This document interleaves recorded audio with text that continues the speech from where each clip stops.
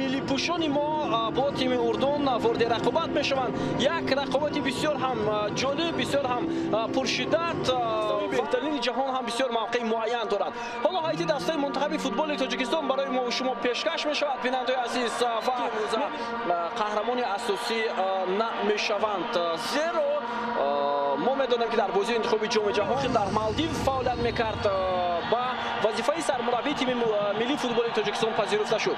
Хуб, ба Буҳайшиш рақами сеюм Абдуллоҳ Насиб, ҳоло ҳамлаи дастаи мунтахаби Тоҷикистон, партоби бисёр хуб ба ҷаримагоҳи Урдун ва бубинед ки Рустам Соиров имсол яке аз беҳтарини нишонзанҳо дар ҳайати даста буд. ҳоло зарба аз ҷониби дастаи бунёдкор, капитани ин тим. ҳоло идомаи ҳамлаи дастаи мо, партоби Алишер Ҷалилов ва чӣ гуна вазъияти хуб ба миён меовард. ҳоло идомаи ҳамлаи дастаи Урдун, як вазъияти бисёр хафнок ва Рустам Якимов, хеле Алишер Ҷалилов, партоб ба ҷаримагоҳи дастаи Урдун, вазъияти хуб, вале чапи майдон Мусо Муҳаммад, канори рост, мазарат, зарба аз масофаи дур ва бисёр хафнок буд. Канори рост, партоб ба ҷаримагоҳи дастаи Урдун ва дарвозабон бо пой ин вазъиятро бартараф мекунад. 5-0 пирӯзӣ ба даст овард Австралия дар муқобили як вазъияти ҳамлаи дастаи мунтахаби мо. Рустам Соиров, Амадони Камолов, вазъияти хуб барои ӯ, вале баланди Раҷиб Алҳасан. ҳоло гузариш аз Аҳтам Назаров аз канори рости майдон ва ҳамлаи дастаи Урдун. ин метавонад хафнок бошад. садди роҳи ӯ бояд шуд ва бисёр хафнок ҳам аст. аммо Рустам Якимов, дарвозабони мо, Камолов, ҳоло 3-4 нафар дар ҷаримагоҳ, партоби хеле ҳам баланд, зарба ва чӣ гуна олӣ буд эҳсони панҷшанбе. Манучер Сафаров, Шаҳром Самиев, гузариш аз як нафар, партоб ба эҳсони панҷшанбе. идомаи ҳамлаи футболбозони мо, Парвизҷон Умарбоев, имконият барои задани гол ва гол. Шаҳром Самиев, гол!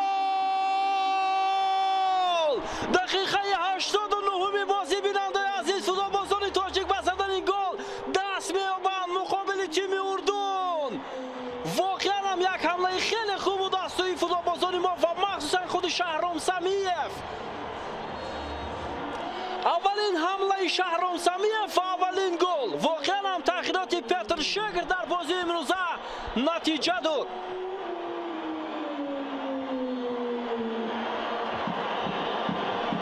шуруъ ғавғои мухлисон ҳадду канор надорад, зеро ин поёни рақобат аст ва мо умедвор ҳастем ки барои чанд дақиқаи дигар футболбозони тоҷик дар хатти дифоъ хубтар бозӣ мекунанд. биёед бори дигар ба лаҳзаи такрор таваҷҷӯҳ мекунем. партоби Шаҳром ба эҳсони панҷшанбе, ирсоли ту ба Парвизҷон Умарбоев, партоб ба Алишер Ҷалилов, иҷо офсайд нест. зарбаи Алишер дарвозабон бармегардонад ва Шаҳром Самиев бо як маҳорати баланд тӯбро ба дарвозаи Урдун равон мекунад. воқеан аҳсан гуфт ба футболбозон ки як комбинатсияи хеле хуберо дар назди дарвозаи Урдун анҷом доданд ва муваффақ шуданд.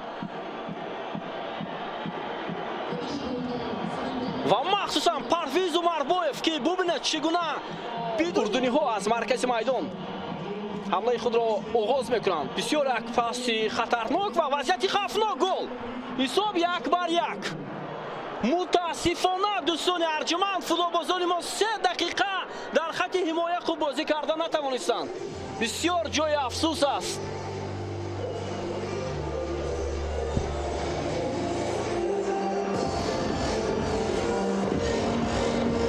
бубинед чӣ гуна дифоъгарони мо ва ин пасе ки гузашт аз канори майдон ва ин ҷо ягон нафар натавонист муқобили ин ҳамла бозӣ кунад. бисёр афсӯс аст бинандаи азиз. ва садои уштаки довар 1-1. хуб, ба ҳар сурат 21 ноябр тими мо дар сафар муқобили Покистон бозӣ мекунад. бозӣ бисёр ҳам муҳим ва умедвор ҳастем ки онҷо футболбозони тоҷик боз мо шуморо хушҳол хоҳанд кард. аз ин набояд роҳ афтода шуд. ин футбол аст албатта.